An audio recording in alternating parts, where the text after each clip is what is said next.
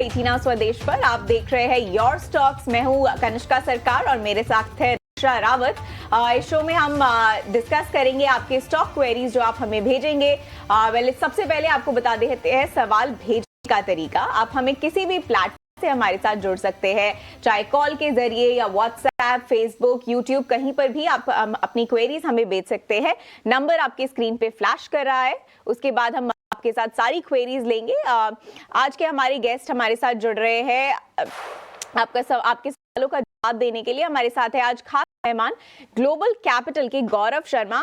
गौरव, good morning, good afternoon actually. आज हमारे साथ जुड़ने के लिए बहुत बहुत शुक्रिया। सबसे पहले नजर डालते हैं मार्केट पर। एक बार स्टॉक्स का सिलसिला शुरू होने से पहले अच्छा जो है हमें स्टेबल मोमेंटम देखने को मिल रहा है। 25,966 पर अभी हम है। आपको लगता है कि 26,000 का लेवल आज छू पाएंगे? और अगर छू भी लिया तो मेन क्वेश्चन ये है कि क्या हम वो लेवल सस्टेन कर पाएंगे? Yes, hi, good afternoon. Thanks for having me on the show. Yes, लगभग 100 पॉइंट की तेजी के साथ चल रहा है। कुछ ही दूर पे ट्रेड कर रहा है 26,000 के आंकड़े को रिटेस्ट करने के लिए। मैं क्वाइट फुल हूँ, ये जल्द ही हमें दिखाई देगा और बाजार 26,100 के लिए आगे अग्रसर होगा। ओवरऑल बाय पॉजिटिव साइड पे ही हमारा है और हम बाय ऑन डिप्स का एक व्यू पॉइंट लेकर चल रहे थे इंट्राडे के लिए and it has turned out well for us. अभी आगे चलते हुए कोई भी गिरावट यहाँ से मिलती है 40-50 पॉइंट की, तो उसे बाइंग करने के लिए यूटिलाइज करना चाहिए फॉर 26,100 टारगेट्स।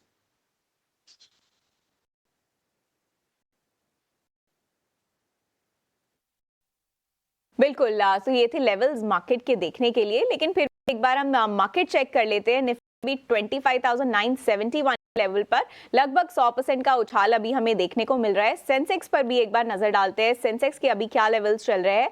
सेंसेक्स में भी लगभग 0.4% तक की तेजी हमें देखने को मिल रही है। 84,789 का लेवल। इसके अलावा बैंक निफ्टी में भी लगभग आधे % उछाल हमें देखने को आज मिल रहा है। 58,580 का लेवल जो है अभी बैंक निफ्टी में चल रहा है। काफी अच्छी तेजी हमें देखने को मिल रही है। डे के हाईएस्ट पॉइंट पर अभी बैंक निफ्टी है। लगभग 300% से ज्यादा का उछाल अभी हमें देखने को मिल रहा है। अगर की मूवर्स की अगर हम बात करें तो सबसे पहले देखते हैं निफ्टी के टॉप गेनर्स। एशियन पेंट्स में आज काफी उछाल देखने को मिल रहा है। ये एक सॉलिड Q2 रिजल्ट के बाद सभी पैरामीटर्स पे, रेवेन्यू, मार्जिन, प्रॉफिट, सभी पैरामीटर्स पे एशियन पेंट्स ने रिजल्ट एस्टिमेट्स को बीट किया है और काफी अच्छा उछाल आया है। उसके बाद स्टॉक में इसके अलावा इंडसइंड बैंक, जियो फाइनेंस, ये सब है आज के टॉप गेनर्स। अगर लूजर्स की अगर हम बात करें तो एटर्नल, ONGC और श्रीराम फाइनेंस, ये है आज के टॉप लूजर्स। पर चलते हैं आपके सवालों की तरफ और सबसे पहली क्वेरी हमारे पास आ रही है यूट्यूब से कमलदीप सिंह की, जो हमारा शो रेगुलरली देखते हैं। उनके कई सवाल है।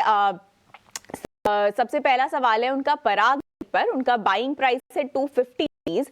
वो पूछ रहे हैं कि should they consider holding it या फिर अभी करंट लेवल्स पे उन्हें ये स्टॉक बेच देना चाहिए। इसके अलावा DCB बैंक, उनका बाइंग रेट है 150 रुपए। इस पर भी उनका यही सवाल है कि उन्हें इन करंट लेवल्स पर होल्ड करना चाहिए, क्या हमें और अपसाइड देखने को मिल सकता है या फिर सेल। तो क्या राय रहेगी आपकी? यस, तो पहले तो पराग पे देखते हैं। पराग मिल के अंदर पिछले कुछ दिनों में एक अच्छा खासा अपमूव देखने को मिल चुका है। यहाँ से एक प्रूडेंट अप्रोच होगी कि आधी क्वांटिटी वो अपनी बुक कर लें और रिमेनिंग के लिए अपनी पोजीशन को 340 के स्टॉप लॉस पे होल्ड करें। और आई थिंक अगर थोड़ी समय को और दे दें स्टॉक को ले से 1-2 मंथ्स, तो क्वाइट पॉसिबल ये स्टॉक 400 सवा 400 के आंकड़े को छू जाएगा। तो फिलहाल पार्ट प्रॉफिट सलाह इन्हें रहेगी। अब आते हैं DCB बैंक पे। कुछ छोटे बैंकों ने, प्राइवेट सेक्टर बैंक्स ने काफी अच्छा परफॉर्म किया है ऑफ लेट और उसके अंदर DCB बैंक भी है। करेक्शन का ब्रेकआउट इस स्टॉक के अंदर आ चुका है। मैं उम्मीद कर रहा हूं आने वाले 2-3 महीनों में इसके अंदर ये अपमूव बरकरार रहेगा। 190 और 210 के करीब के टारगेट्स इसके अंदर एक्सपेक्ट किए जा सकते हैं। होल्ड सलाह दूंगा with a closing stop at 160 की सलाह, और 160 का स्टॉप लॉस बनाए रखे और ऑल टाइम हाई के आसपास जो है वो स्टॉक ट्रेड करता हुआ। दोनों ही स्टॉक्स में मुनाफा इस वक्त इनको हो रहा है और DCB बैंक पर होल्ड करने की सलाह यहाँ पर गौरव जी की तरफ से आती हुई। लेकिन अगली क्वेरी भी हमारी यूट्यूब से आ रही है। आनंद गोवा से सवाल पूछ रहे हैं और उनका सवाल है क्रॉम्पटन ग्रीव्स 100 स्टॉक लिए हैं उन्होंने और ओके जी तो ये सवाल हम एक फिर से ले लेते हैं। आई थिंक कोई ऑडियो इश्यूज हमारे यहाँ पे चल रहे हैं। तो पहला सवाल है आनंद की तरफ से। ये सवाल आया है आनंद जो कि हमारे साथ गोवा से जुड़ रहे हैं। उनके पास 100 शेयर्स है क्रॉम्पटन ग्रीव के, उसके अलावा और उनका स्टॉक बाइंग प्राइस है 360 रुपए। वो पूछना चाहते हैं कि क्या उन्हें और शेयर्स इस पर अभी करंट प्राइसेस पर खरीदने चाहिए। उनका होल्डिंग टाइम होराइजन है 3 साल। तो 3 साल के लिए आपको क्या लगता है गौरव, क्या राय रहेगी आपकी क्रॉम्पटन ग्रीव्स को लेकर? कंसिडरिंग उनका अच्छा खासा एक लॉन्ग टर्म व्यू है, शेयर में काफी करेक्शन आ चुका है एंड ये स्टॉक अपने इंपॉर्टेंट सपोर्ट्स के पास ट्रेड कर रहा है। देयरफॉर यस, वो अपना फर्दर एवरेज कर सकते हैं अपनी पोजीशन को। थैंक यू गौरव इस सवाल का जवाब देने के लिए। अगले सवाल पर बढ़ते हैं। अब केतन हमारे साथ जुड़ रहे हैं अहमदाबाद से। का सवाल है HUL पर। आज काफी कंज्यूमर सेगमेंट से सवाल हमारे पास आ रहे हैं। तो उन्होंने 80 शेयर खरीदे हैं 2417 रुपीज के। लॉन्ग टर्म जो है उनका व्यू है। इसके अलावा उनकी क्वेरी है सन फार्मा पर भी। 100 शेयर है उनके पास 17 रुपए के प्राइस पे। अगेन लॉन्ग टर्म उनका नजरिया है। तो गौरव क्या राय रहेगी आपकी, क्या उन्हें ये मेंटेन करना चाहिए या फिर इन दोनों फार्मा और कंज्यूमर सेगमेंट से निकल के इसी सेगमेंट में किसी और स्टॉक पर जाना चाहिए, HUL और सन फार्मा? जी, HUL में बिल्कुल बैंक रेट के आसपास ही ट्रेड हो रहा है।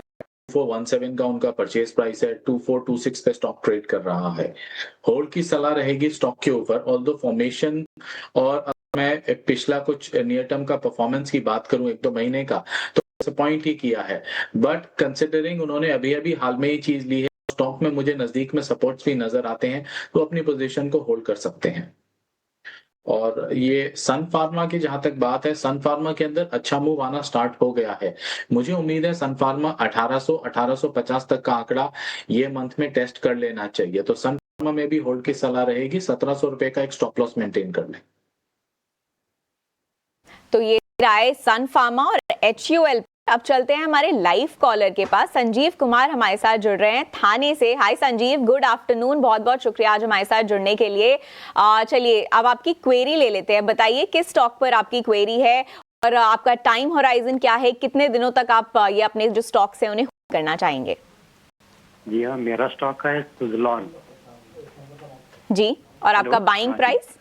बाइंग प्राइस है 70 रुपीज। ओके, और आप कितने दिन तक ये होल्ड करना चाहते हैं और कितनी क्वांटिटी में आपके पास स्टॉक्स है? ये 1000 क्वांटिटी है जी। जी, मैं स्टॉक होल्ड कर सकता हूँ, लेकिन मिलेगा क्या, ऊपर जाएगा क्या? ठीक है, तो सुजलॉन का अगर हम प्राइस देखें तो 58 रुपीज अभी प्राइस चल रहा है, तो आप थोड़ा लॉस में तो जरूर चल रहे हैं। क्या राय रहेगी आपकी, क्या लगता है 71 रुपीज का प्राइस दोबारा सुजलॉन एनर्जी टच कर पाएगी? 58 अभी चल रहा है प्राइस, तो कब तक ब्रेक इवन लेवल्स पे आएंगे और क्या अपसाइड हमें देखने को मिल सकता है? क्योंकि आपके पास काफी अच्छी खासी क्वांटिटी में आपके पास इनके पास काफी अच्छी क्वांटिटी में जो है स्टॉक है। 10,000 स्टॉक्स है सुजलॉन एनर्जी के। पावर सेक्टर में इस बार थोड़ा डाउन सेकंड क्वार्टर के रिजल्ट्स में भी हमें देखने को मिला है एक्सटेंडेड मॉनसून की वजह से। तो क्या ये एक सीजनैलिटी फैक्टर ही रहेगा, फिर आगे जाके हमें गुड ग्रोथ देखने को मिल सकती है सुजलॉन एनर्जी में? मुझे किसी भी प्रकार की नेगेटिविटी नहीं नजर आती है सुजलॉन के स्टॉक के अंदर। It is just a matter of time कि स्टॉक थोड़ा सा अटका हुआ है, यहाँ से परफॉर्मेंस निकल कर आएगी और ब्रेक इवन जल्दी अचीव हो जाएगा। जैसे थोड़ा सा वो पेशेंस रख लें तो आई थिंक 70 रुपए का उनका ब्रेक इवन आने वाले आई थिंक 3 से 4 महीने में हो जाना चाहिए। और वो थोड़ा सा अगर लंबा दे दें स्टॉक को 1-2 साल का, तो एक अच्छा रिटर्न भी निकल के आने की पूरी संभावना है। मेरी तरफ से होल्ड की सलाह। तो ये है राय सुजलॉन एनर्जी पर, आप होल्ड करके रख सकते हैं। अब चलते हैं अगले स्टॉक की तरफ। विनायक ने हमारे पास एक क्वेरी भेजी है, विनायक शिंदे, जिन्होंने पुणे से लिखा है। सीमेंस उनका स्टॉक है, 1200 शेयर्स है उनके पास 3025 रुपए के प्राइस पर। गौरव क्या लगता है, कैपिटल कंपनीज के रिजल्ट्स जो है इस बार काफी मिक्स्ड रहे हैं। कई कंपनियों ने काफी अच्छा परफॉर्म किया है, हालांकि कई में कंपनीज में हमें थोड़ा सीजनल इम्पैक्ट, जैसे कि एबीबी या थर्मैक्स, इन सब में थोड़ा हमें सीजनल इम्पैक्ट देखने को मिला। हालांकि लॉन्ग टर्म आउटलुक उन्होंने मेंटेन किया है। तो इसी के चलते सीमेंस जो एक पीयर कंपनी है कैपिटल गुड्स स्पेस में, क्या लगता है लॉन्ग टर्म में क्या राय रहेगी आपकी, किस टाइप का अपसाइड हम देख सकते हैं? विनायक का बाइंग प्राइस है 3025 रुपए और 12 शेयर्स उनके पास हैं। सीमेंस पिछले कुछ समय से बिल्कुल रेंज बाउंड कंसोलिडेट कर रहा है थोड़ी गिरावट के बाद, which is not at all a bad sign. यहाँ से एक बार 3400 का एक ब्रेकआउट स्टॉक में मिलेगा तो फर्दर ये स्टॉक 4000 4500 के लिए आगे बढ़ेगा। ओवरऑल अगर हम कैपिटल गुड्स स्पेस की बात करें तो काफी अच्छे परफॉर्मेंस भी रहे हैं। भेल और कमिंस इंडिया का स्टेलर परफॉर्मेंस रहा है, जहाँ की एबीबी सीमेंस ने उस तरीके से थोड़ा डिसअपॉइंट किया है। जिस टाइप का और जिस पेडिग्री का कंपनी है सीमेंस, आई थिंक इसको होल्ड रखना चाहिए। It is just a matter of time. एक बार इसका ब्रेकआउट आएगा तो ये शेयर वापस स्केल अप होता हुआ 4000 4500 की रेंज में आ जाएगा आने वाले 4-5 महीनों में। बिल्कुल, सीमेंस पर होल्ड करने की सलाह गौरव जी की तरफ से आती हुई, लेकिन ब्रेकिंग आ रही है। मूडीज ने जो है वो इंडिया की रेटिंग जो है वो जीडीपी ग्रोथ अनुमान जो है वो बढ़ाया है, बरकरार रखा है 7% पर 2025 के लिए जीडीपी ग्रोथ अनुमान बरकरार रखा है।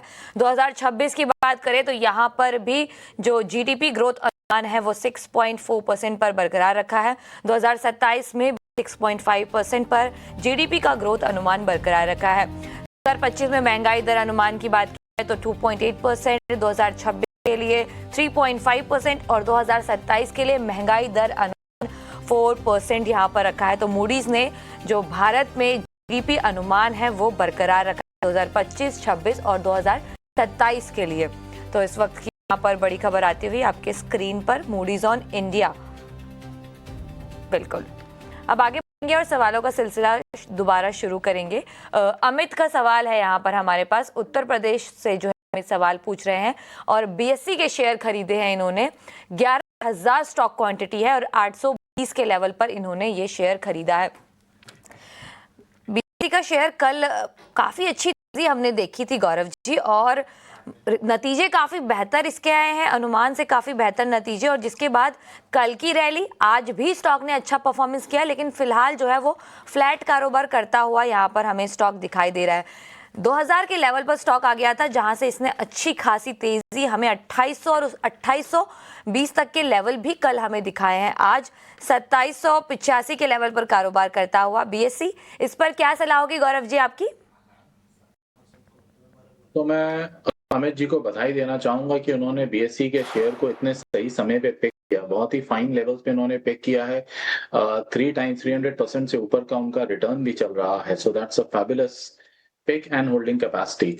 अब यहाँ से अभी भी हम कैपिटल मार्केट स्टोरी पे ऑप्टिमिस्टिक हैं, सिंस ये एक लॉन्ग टर्म इन्वेस्टर हैं और ये जो लेवल जिस लेवल पे उन्होंने पिक किया था वो लेवल से ये स्टॉक के अंदर काफी पहले आए थे। इसमें आई एम एक्सपेक्टिंग कि अगर वो इस चीज को और थोड़ा होल्ड कर लें, से ईयर एंड हाफ, तो और अच्छे रिटर्न्स यहाँ से निकल कर आ जाएंगे। और भी जिस तरीके से कंपनी के रिजल्ट्स आए हैं और जो एक थोड़ा डायलेमा चल रहा था थोड़ा ऑप्शंस और डेरिवेटिव्स के ऊपर कट डाउन करने का, तो भी अब चीज लगभग क्लैरिटी उसके अंदर आ चुकी है। देयरफॉर मेरी तरफ से होल्ड की सलाह होगी।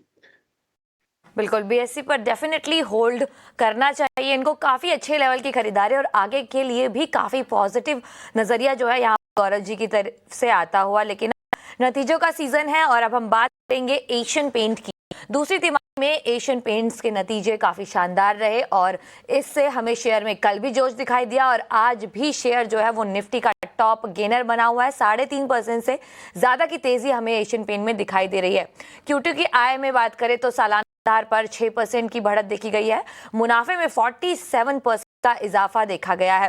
बेहतर नतीजों से हमें कहां सपोर्ट मिल रहा है स्टॉक को और वॉल्यूम ग्रोथ के साथ साथ क्या प्राइसिंग पर भी दबाव है, किस सेगमेंट में सबसे ज्यादा प्रदर्शन हमें देखने को मिला है, एक्सपोर्ट बढ़ाने के लिए क्या रणनीति कंपनी दिखाने वाली है, इन तमाम बातों पर चर्चा के लिए हमारे साथ जुड़ गए हैं एशियन पेंट के MD and CEO Amit Singhal. Amit ji, good afternoon. बहुत बहुत शुक्रिया आपका 18 आवर स्वदेश को समय देने के लिए और हमसे बातचीत करने के लिए। काफ़ी अच्छे नतीजे रहे हैं आपके इस तिमाही पे, और लेकिन आपने जो वॉल्यूम ग्रोथ है वो 10.9% की दी है, लेकिन जो वैल्यू ग्रोथ है वो सिर्फ 6% ही रही है। तो क्या आपको लगता है कि जो प्राइसिंग प्रेशर है आपके लिए वो इंक्रीज हो रहा है? अगर हम Q2 देखें, Q2 में परफॉर्मेंस काफ़ी अच्छा रहा है। डबल डिजिट वॉल्यूम ग्रोथ रहा और वैल्यू 6% रहा। ओवरऑल जो हमारा प्रोडक्ट मिक्स है वो काफ़ी बेहतर रहा, उसकी वजह से वॉल्यूम और वैल्यू का जो गैप है वो भी कम रहा ओवरऑल इन टर्म्स ऑफ हम देख रहे हैं।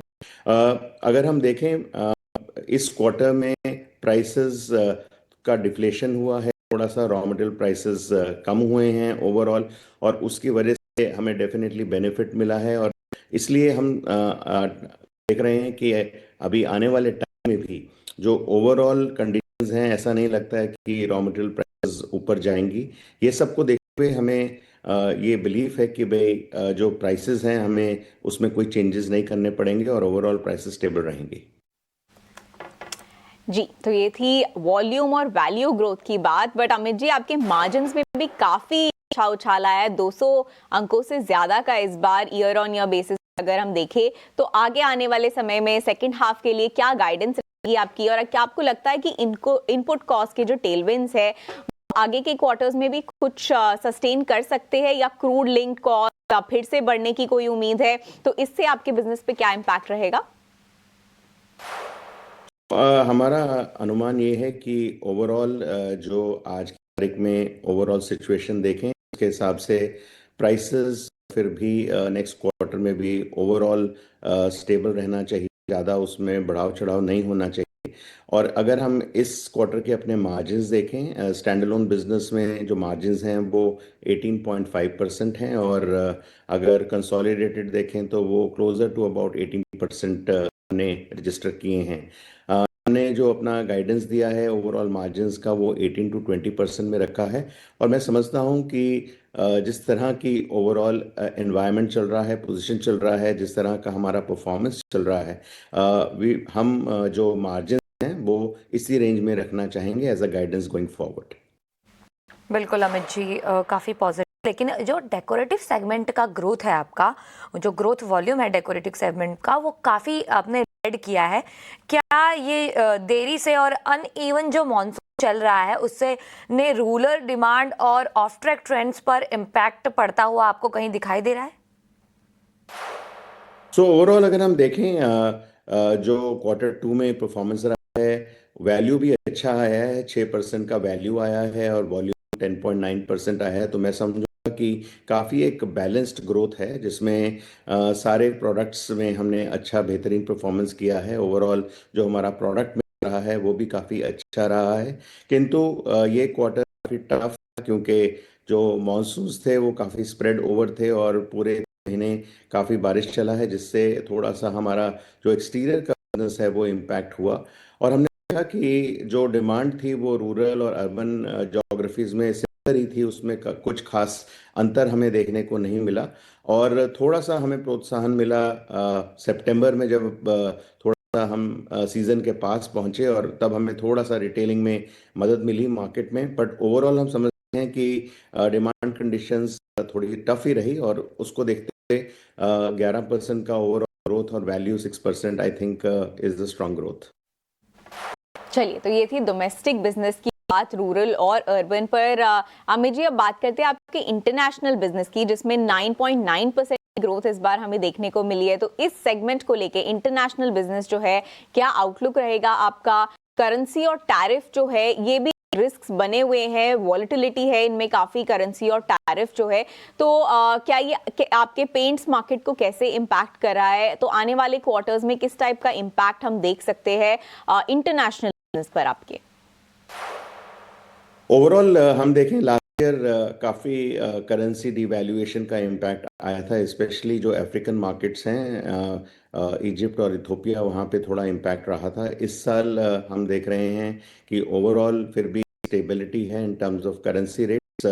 तो जहाँ तक एशिया का ख्याल है, वहाँ एशिया में करेंसी रेट्स फिर भी स्टेबल हैं, मिडल ईस्ट में भी स्टेबल हैं, थोड़ा सा अफ्रीका में ऊपर नीचे हो सकता है, बट तो अगर हम देखें ओवरऑल आज की तारीख में कांस्टेंट करेंसी टर्म्स में भी अगर हम अपना इंटरनेशनल का ग्रोथ देखें वो लगभग 10.5% के करीब आता है और ओवरऑल वॉल्यूम ग्रोथ भी हमने अच्छा रजिस्टर किया है अपने ग्लोबल मार्केट में। तो हम समझते हैं आने वाले 3 to 6 मंथ्स में तो अभी के करेंसी के रेट्स वो स्टेबल रहने चाहिए, उसमें ज़्यादा उतार चढ़ाव नहीं रहना चाहिए और उसी से हम समझते हैं हमने अपनी स्ट्रैटेजी आगे रखी है। अमित जी, सारे सेगमेंट तो पॉजिटिव थे, लेकिन किचन और बाथ सेगमेंट की बात तो यहाँ पर एक डिक्लाइन देखने को मिला है। क्या हेडविंड्स है और रिकवरी का आउटलुक आप कैसे देखते हैं इस सेगमेंट के लिए? तो ओवरऑल जो ये क्वार्टर में हमने देखा जो रिटेल ट्रेंड्स थे डेकोर मार्केट में थोड़े प्रेशर में रहे हैं। ओवरऑल जो किचन और बाथ की ओवरऑल इंडस्ट्री है उसमें ज़्यादा अच्छा परफॉर्मेंस नहीं रहा। उसको देखते हुए हमारा परफॉर्मेंस भी थोड़ा सा कम रहा है किचन और बाथ में, किंतु हमारे आज की तारीख में अबाउट 73 ब्यूटीफुल होम स्टोर्स पूरे length and breadth of the country में और उसमें हमने अच्छा ग्रोथ रजिस्टर किया है सारे सेगमेंट्स में डेकोर के। हमें लगता है कि जो आने वाले Q3 और Q4 में डेफिनेटली जो डेकोर का एरिया है उसमें अच्छा प्रोत्साहन मिलना चाहिए और हम आशा ये कर रहे हैं कि हमें इस दौरान दोनों किचन बाथ कैटेगरी में अच्छा ग्रोथ मिलना चाहिए। बिल्कुल अमित जी, बहुत बहुत शुक्रिया ईटी स्वदेश को समय देने के लिए और हमारे साथ नतीजों पर बातचीत करने के लिए। एशियन पेंट्स काफ़ी अच्छे नतीजे और नतीजों के बाद का इम्पैक्ट जो है सीधे तौर पर शेयर पर देखने को मिल रहा है। कल भी नतीजे आए जब तो 6% से ऊपर की तेज़ी हमने देखी और आज भी निफ्टी का टॉप गेनर बना हुआ है और 3.5 से 4% की तेज़ी के साथ अपने आप को होल्ड कर रहा है। काफ़ी अच्छे नतीजे और एक साल की बात करें तो शेयर में काफ़ी अच्छी रिकवरी देखने को मिली है और 52 वीक हाई पर शेयर कारोबार कर रहा है। गौरव जी बताइए, अगर किसी के पास एशियन पेंट है तो इस लेवल पर 52 वीक हाई के लेवल पर क्या रणनीति सुझाएंगे आप उनके लिए?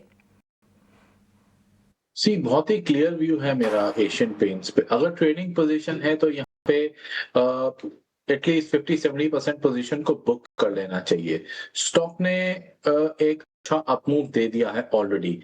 इस मंथ में ही केवल बात करें तो 14-15% का अपमूव है। क्वार्टर की बात करें तो 22% से ऊपर का अपमूव है। तो एक इंडेक्स के लार्ज कैप शेयर ने इतना अच्छा मूव दे दिया है, बेटर है थोड़ा बुकिंग कंसिडर किया जाए। साथ ही साथ में अगर एक लॉन्ग टर्म नजरिया रखा जा रहा है 1-2 साल, तो अगर कोई डिप मिले तो यहाँ पे फिर एड ऑन करने की अपॉर्चुनिटी बनेगी, बट स्टिल यहाँ पे फ्रेश लॉन्ग्स के लिए मैं सजेस्ट नहीं करूंगा इन लेवल्स। ठीक है, तो होल्ड और बाय ऑन डिप्स की स्ट्रैटेजी अपनाते हुए थैंक यू गौरव आज हमारे साथ जुड़ने के लिए। ये था इस सेगमेंट का आखिरी स्टॉक। इस बार अब हम रुकेंगे एक छोटे से ब्रेक के लिए। मिलते हैं आपसे ब्रेक के दूसरी तरफ।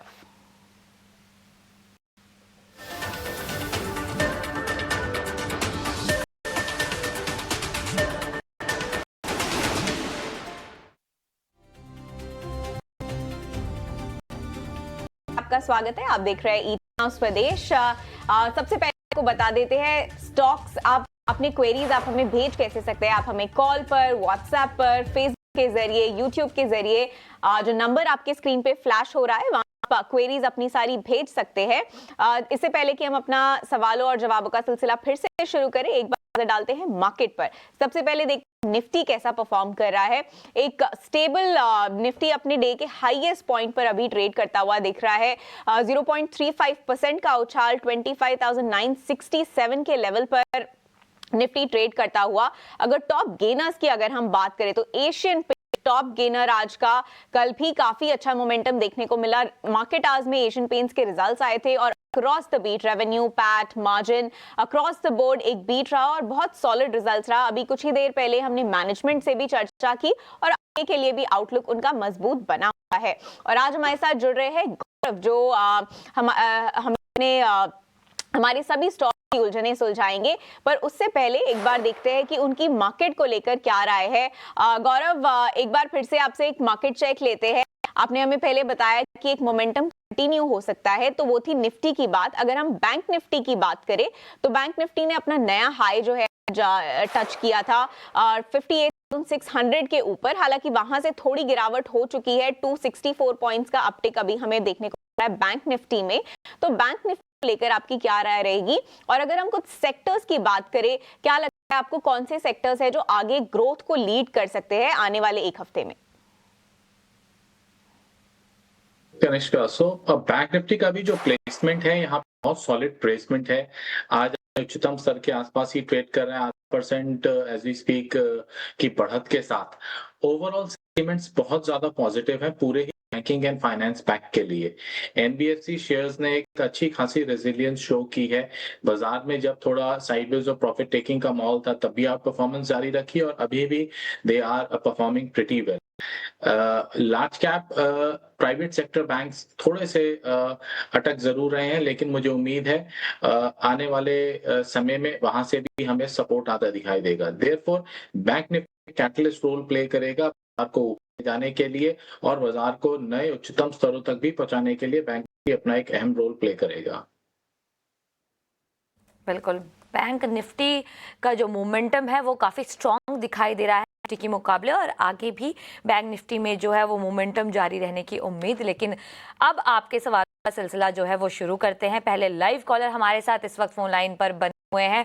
मोहिंदर पाल सिंह हमारे साथ फोन लाइन पर हैं। गुड आफ्टरनून मोहिंदर जी, बताइए कौन सा सवाल है आपका इस वक्त? मैडम, मेरे पास 1200 शेयर हैं ट्यूब इन्वेस्टमेंट के और 1200 ही शेयर हैं चोला इन्वेस्टमेंट होल्डिंग के, और मैंने ये बहुत पुराने, मेरे पास तकरीबन 84-85 के हैं। ये तो ट्यूब अभी मेरे को इन्वेस्टमेंट क्या आपके पास कौन से लेवल पर है, आप क्या बता सकते हैं? 30 रुपए के हिसाब से लिए थे। कब दिया था आपने ट्यूब इन्वेस्टमेंट? काफी ये अच्छा खासा। 84-85 में। बिल्कुल, पहले तो बहुत बहुत बधाई, इतना ज्यादा वेट करने के लिए। आपने बहुत ज्यादा समय के लिए होल्ड किया है और अभी भी आपका नजरिया कितने समय का है, क्या बता सकते हैं? मैं इसको ये पूछना चाहता हूँ कि इसको होल्ड करने में फायदा है या निकालने में फायदा है? बिल्कुल, क्योंकि शेयर जो है वो अपने 52 वीक हाई से लगभग 800 रुपए नीचे है, तो ये डर आपके मन में जरूर बना होगा। लेकिन पहले तो बधाई हो आपको, आपका इतना अच्छा मुनाफा है, बहुत बहुत कॉन्ग्रेचुलेशन टाइम पर स्टॉक होल्ड करने के लिए। गौरव जी, ट्यूब इन्वेस्टमेंट 30 रुपए की खरीदारी और इनके पास शेयर की संख्या है 1200 रुपए और काफी अच्छे खासे मुनाफे पर ये इस वक्त बैठे हुए हैं। 36 लाख के करीबन प्रॉफिट इनका इस वक्त है। इस लेवल पर इनको क्या करना चाहिए, कैसे देख रहे हैं आप ट्यूब इन्वेस्टमेंट का आगे का मोमेंटम? देखिए, बहुत ही कम इस प्रकार इन्वेस्टर से बातचीत का मौका मिलता है जिन्होंने इतनी लंबी अवधि पे कोई स्टॉक को रखा हो और उसके साथ साथ एक वैल्यू क्रिएशन हुई हो। वहां पे क्लियरली बताता है कि इन्वेस्टमेंट के फायदे 10 टाइम्स अपनी वैल्यू उन्होंने कर ली है निवेश की। बहुत ही शानदार, पूरी तरीके से दिल से बधाई। अब ट्यूब इन्वेस्टमेंट एक कंसिस्टेंट परफॉर्मर रहा है as far as financial performance is concern. अब जिस प्रकार का उनका निवेश रहा है, I think technical chart setup से ज्यादा हमें इस चीज पे फोकस देना होगा कि कंपनी के फाइनेंशियल्स किस तरीके से हैं। यस, स्लाइटली ओवर वैल्यूड जरूर है, बट जिस टाइप से निरंतर इसका परफॉर्मेंस क्वार्टर दर क्वार्टर और साल दर साल आता चले जा रहा है, तो आई थिंक वैल्यूएशन इतना ज्यादा मुझे बॉदर नहीं कर रहा है। उन्हें अगर अभी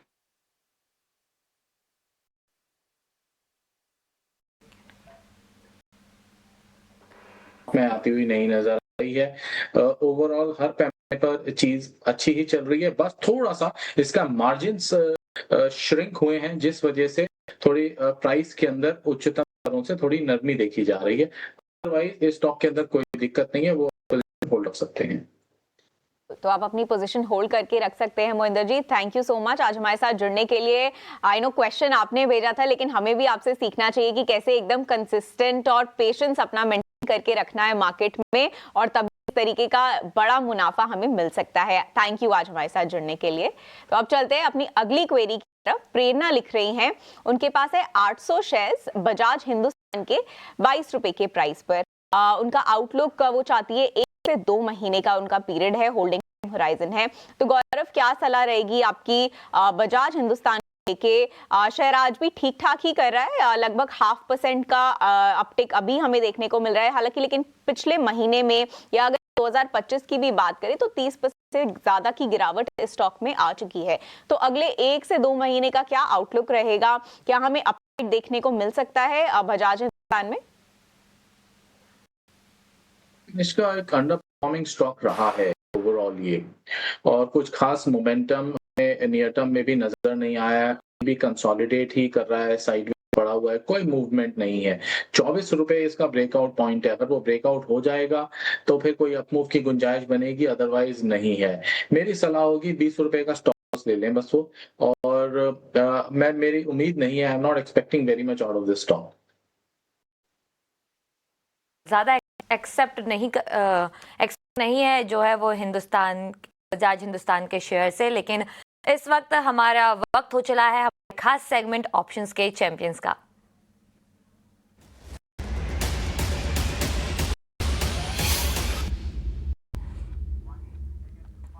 तो आज ऑप्शंस के चैंपियंस बताने के लिए हमारे साथ हैं सेंट्रम ब्रोकिंग के नीलेश जैन। गुड आफ्टरनून नीलेश जी, बताइए ऑप्शंस में क्या पसंद आ रहा है आपको आज? गुड आफ्टरनून लियो। देखिए, खरीदारी पर फोकस है। यहाँ पर जो स्टॉक रडार पर आया है वो है इंडिगो। काफी अच्छा मोमेंटम हमने देखा है, एक फॉलिंग ट्रेंड लाइन का ब्रेकआउट भी आज हमें देखने को मिल रहा है। यहाँ पे अंडरलाइन है वो हमें यहाँ से 6050 की ओर जाती हुई नजर आ रही है। 5850 पे सपोर्ट बन चुका है, इसीलिए यहाँ पर कॉल ऑप्शन खरीदने की सलाह दे रहे हैं। 5950 कॉल ऑप्शन इसे लॉन्ग करके चल सकते हैं। यहाँ पर हम उस ऊपरी स्तरों पर जो टारगेट है वो 130 का लेके चल रहे हैं। स्टॉप लॉस ना होगा 55 का।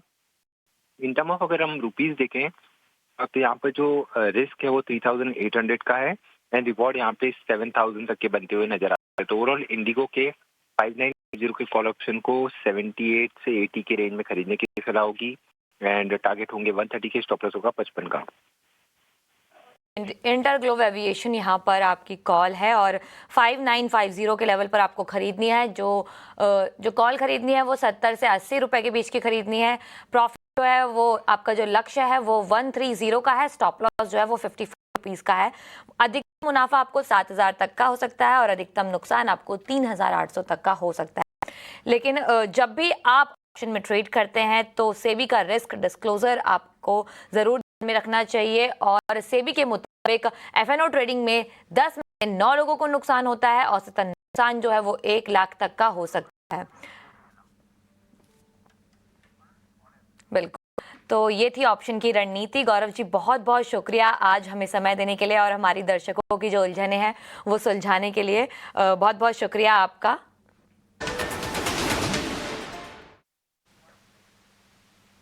नमस्कार, मैं हूं कनिष्का सरकार और आप देख रहे हैं योर स्टॉक्स ईटी नाउ स्वदेश पर। चलिए सवाल और जवाब का सिलसिला आगे बढ़ाते हैं और अब हमारे साथ जो खास गेस्ट जुड़ रहे हैं वो है लक्ष्मीकांत शुक्ला, यस सिक्योरिटी से। Good afternoon Laxmikant, thank you आज हमारे साथ जुड़ने के लिए। तो चलते हैं अपनी क्वेरीज की तरफ। इस सेगमेंट की सबसे पहली क्वेरी आ रही है योगेंद्र सिंह की तरफ से, जो हमें अलवर से लिख रहे हैं। उनके पास 10 शेयर्स है ट्रेंट के।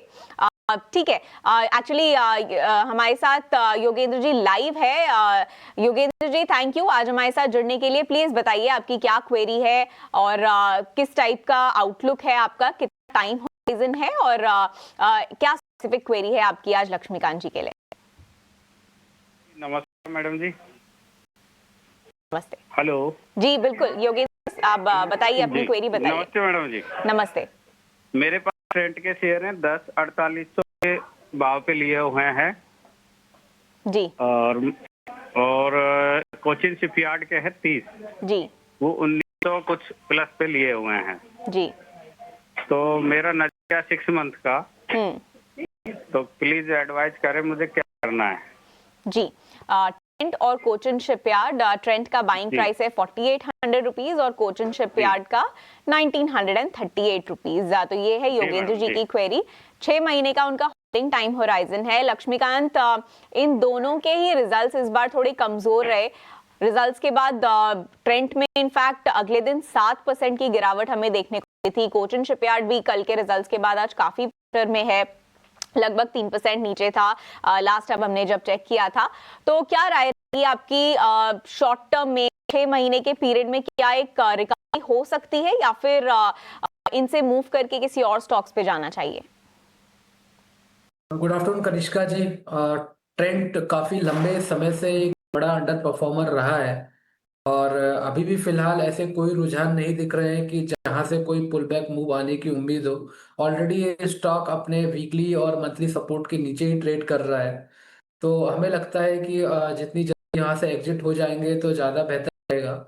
अभी भी जो शॉर्ट टर्म मूव आया था वो भी सस्टेन नहीं हो रहा है, तो फर्दर सेलिंग प्रेशर हमें यहाँ पर दिखाई दे रहा है। हमें लगता है कि करंट लेवल से अगर जो इमीडिएट स्विंग लो है 4260 का, उसके नीचे अगर सस्टेन होता है तो ये जो गिरावट है और बढ़ सकती है, और यहाँ से हमें फिर 4000 तक के भी लेवल्स निचले स्तर पर देखने को मिल सकते हैं। तो ओवरऑल जो सेंटीमेंट है वो काफी बेरिश नजर आ रहे हैं। तो अगर हल्का फुल्का पुल बैक मूव आता है तो वहां से अगर ये एग्जिट कर देंगे तो ज्यादा बेहतर रहेगा। वहीं पर इनके अगर दूसरे स्टॉक की बात की जाए कोचीन शिपयार्ड की, तो यहाँ पर भी जो एक मोमेंटम है वो थोड़ा सा रुका हुआ है। तो हमें लगता है कि आने वाले समय के लिए भी इस स्टॉक में फर्दर गिरावट देखने को मिल सकती है। अभी फिलहाल आज के सत्र में एक short term rebound lower level से देखने को मिला है, और कोचिन शिपयार्ड पूरी कोशिश कर रहा है कि 200 डीएमए लेवल के ऊपर ही सस्टेन हो सके। बट अगर इसका जो इमीडिएट स्विंग लो है जो कि अभी फिलहाल आता हुआ दिखाई दे रहा है 1640 के आसपास, मुझे लगता है कि अगर नीचे अगर ये फिर से गिरता है तो वहां से फर्दर करेक्शन देखने को मिल सकता है। अपसाइड मोमेंटम रीगेन करने के लिए इस स्टॉक को 1810 के लेवल को तोड़ना होगा। एक बार ये 1810 के लेवल के ऊपर निकलता है तो देन आफ्टर कुछ मजबूती देखने को मिल सकती है।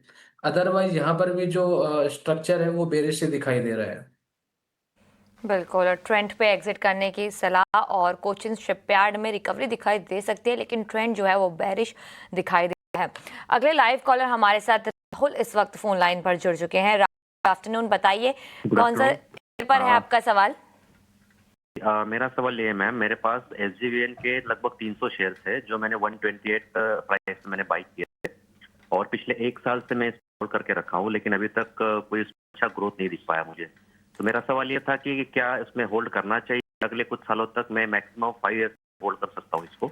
खरीदारी कब की है आपकी? ये लेवल आप जो बता रहे हैं ये मेरा खरीदारी 1 साल पहले की है, एग्जैक्टली आज से 1 साल पहले की खरीदारी, क्योंकि 52 वीक हाई 124 है इस शेयर का। 128 पे मैंने किया था इसको, और उसके बाद ये 162 तक भी गया था, लेकिन उसके बाद ये काफी डाउनफॉल में रहा, तो इसकी ग्रोथ नहीं दिखी। बिल्कुल, पिछले साल शेयर ने काफी अच्छा मोमेंटम दिखाया था, लेकिन ऑल टाइम हाई जो स्टॉक का रहा है उसके बाद लगातार डाउन ट्रेंड, और पिछले 1 साल में भी कोई रिटर्न नहीं दिया है, पिछले 6 महीने में भी कोई रिटर्न नहीं है, और आज भी स्टॉक में जो है प्रेशर देखने को मिल रहा है। आप जो बाइंग प्राइस है वो काफी ऊपर की है, और वहां से देखिए तो 82 के लेवल पर इस वक्त शेयर कारोबार करता हुआ। लक्ष्मीकांत जी, गुड आफ्टरनून, रक्षा बात कर रही हूँ। SJVN क्या सलाह होगी इनके लिए? क्या 128 का जो लेवल है वो ये शेयर दोबारा दिखा पाएगा? 300 क्वांटिटी है इनके पास। गुड आफ्टरनून रक्षा जी, यहाँ पर SJVN का जो ट्रेंड है वो अभी भी डाउनसाइड ही दिखाई दे रहा है। हालांकि अब यहाँ से ज्यादा बड़ी गिरावट तो देखने को नहीं मिल सकती, क्योंकि 75 का एक स्ट्रॉन्ग सपोर्ट भी है। मुझे लगता है कि वहां पर एक short term pull back move हमें देखने को मिलेगा। रही इनके प्राइजेस की बात, क्योंकि इन्होंने काफी ऊपरी स्तर पे ये स्टॉक ले रखा था, और जब से लिया है वहां से हमें गिरावट देखने को मिल रही है, तो वो प्राइजेस आना तो थोड़ा मुश्किल लग रहा है। बट अगर इनको 75 लेवल के स्टॉप लॉस अगर ये SJVN डिफेंड कर ले जाता है, और वहां से अगर पुल बैक मूव हमें देखने को मिलता है टुवर्ड द लेवल्स ऑफ 101 205, जो इसका एक स्टिफ रेजिस्टेंस है, तो उस लेवल पे अगर वो एग्जिट करेंगे तो ज्यादा बेहतर रहेगा। कांत की राय SJVN पर। राहुल, आशा करते हैं आपका सवाल हमने ढंग से आंसर किया होगा। इसके बाद हमारा अगला सवाल आ रहा है यूट्यूब से। नेहा सिंह ने हमें लिखा है कोलकाता से। उनके पास डिक्सन टेक के 300 से ज्यादा शेयर्स हैं। उन्होंने खरीदे थे 10,500 के प्राइस पर, और उनका एक लॉन्ग टर्म व्यू है। तो लक्ष्मीकांत, क्या लगता है डिक्सन टेक को लेके? काफी रैली स्टॉक में लेकिन फिर थोड़े दिन बाद कुछ ना कुछ ब्रीदर हमें इसमें जरूर देखने को मिलता है। अभी डिक्सन टेक इनके बाइंग प्राइस से काफी ऊपर है, 15,500 के प्राइस पर लगभग ट्रेड कर रहा है, तो वो प्रॉफिट में तो है, लेकिन क्या उन्हें लॉन्ग टर्म के लिए होल्ड करके रखना चाहिए, या फिर इसी स्पेस में किसी और स्टॉक कंसिडर करना चाहिए? Short term pull back move का एक्सपेक्टेशन यहाँ पर हम रख सकते हैं। एक V shape kind of recovery देखने को मिली है फ्रॉम इसके लोअर लेवल से, तो मुझे लगता है 14,500 का एक सपोर्ट है। जब तक ये स्टॉक इसके ऊपर रहता है तब तक हम एक अपसाइड का मूव यहाँ पर देख सकते हैं। मुझे लगता है कि ये स्टॉक 16,300 के ऊपर सस्टेन करेगा तो वहां से रैली हमें देखने को मिल सकती है। बट ओवरऑल अभी रिकवरी के साइन दिख रहे हैं, तो मुझे लगता है कि इनको होल्ड करके चलना चाहिए। स्टॉप लॉस ये 14,500 का रख सकते हैं। अगर एक बार ये स्टॉक 16,000 के ऊपर सस्टेन होता है, 16,300 के ऊपर, देन आफ्टर हमें मेजर रिकवरी देखने को मिलेगी और फिर से हमें स्टॉक में अब 18,000 तक के लेवल्स देखने को मिल सकते हैं। बिल्कुल, डिक्सन टेक पर होल्ड करने की सलाह। 16,000 के बाद इस जो है वो एक मोमेंटम 18,000 तक का देखने को मिल सकता है। अगली क्वेरी के लिए हमारे साथ लाइव जुड़ गए हैं गौतम। गुड आफ्टरनून गौतम, बताइए कौन सा सवाल है आपका आज? Good afternoon. मेरे पास पीवीआर आइनॉक्स है at the rate of 1660, 43 stocks. Okay, PVR INOX आपने कब की खरीदारी है आपकी और कितना और टाइम आप इस पर बने रह सकते? Around 2 years I have spend. Okay, 2 साल होल्ड कर रहे हैं आप और अभी भी आप नुकसान में।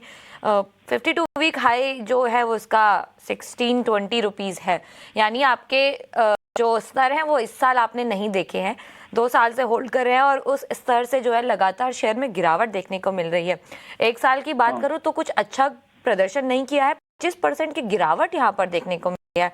और 6 महीने की बात करें थोड़ा बहुत मोमेंटम 6 महीने में दिखाया, इसकी वजह से 15% का अपसाइड देखने को मिला है।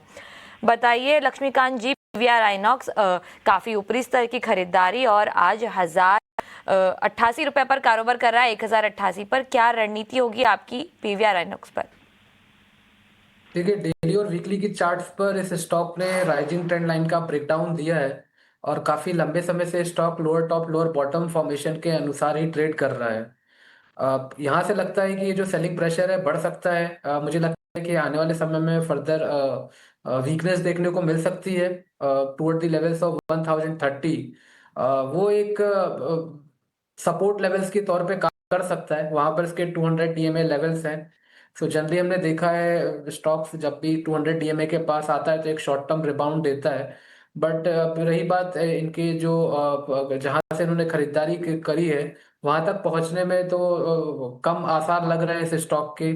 बट मुझे लगता है कि 1030 के आसपास एक short term pull back move देखने को मिल सकता है, तो वहां तक इनको थोड़ा वेट करना चाहिए। एक बार 1030 के साथ होल्ड करके रख सकते हैं, वहां से अगर कोई पुल बैक मूव आता है तो एक रिकवरी मोड में स्टॉक जाने की उम्मीद है। देन आफ्टर में 1200 के लेवल से यहाँ पर देखने को मिल सकते हैं। 030 के लेवल पर आप एक बार स्टॉप लॉस लगाकर देखिए, वहां रिकवरी की उम्मीद जताई जा रही है। बहुत बहुत शुक्रिया लक्ष्मीकांत जी हमारे साथ जुड़ने के लिए और हमारे दर्शकों के सवालों के जवाब देने के लिए। इस मोड़ पर ही शो को समाप्त करते हैं और इस वक्त आप जो है आपसे हम विदा लेते हैं। आप कहीं मत जाइए, जुड़े रहिएगा नाउ स्वदेश के साथ और हमें दीजिए इजाजत।